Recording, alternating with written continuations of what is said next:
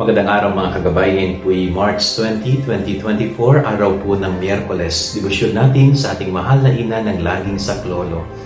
At maririnig po natin sa ating ebanghelyo ang isang napakahalagang paalala.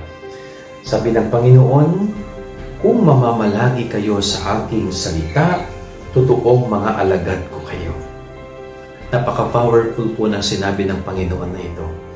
Ang taong namamalagi sa ating Panginoon, ang taong sumusunod sa kalooban ng Panginoon, ay walang iba kundi ang namamalagi at nagsasabuhay sa kanyang salita. Kaya napakaganda pong pagnilayan natin sa bawat salitang naririnig natin tungkol kay Jesus, sa ating Panginoon, sa bawat salitang naririnig natin tungkol sa Diyos. Tayo ba ay nagsisikap na isabuhay ang lahat ng ito? Tayo ba ay nagsisikap na gawing pamantayan ng ating buhay ang kanyang mga salitang naririnig natin at nababasa natin? Sapagkat tanging ang taong namamalagi sa kanyang salita ang makasusunod sa kanyang kalooban.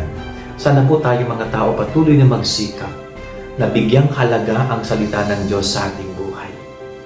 Sana huwag nating ipagwalang bahala ang kanyang salita, kundi ang kanyang salita ay maging pamantayan palagi ng ating pang-araw-araw na pamumuhay.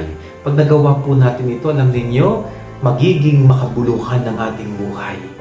Magiging, kumbaga, ang ating sarili ay naaayon sa sarili ng Diyos at kalooban ng Diyos. Yan ang ating gabay araw ngayong maghapon. God bless po sa inyo lahat. Pagpalain kayo ng Panginoon.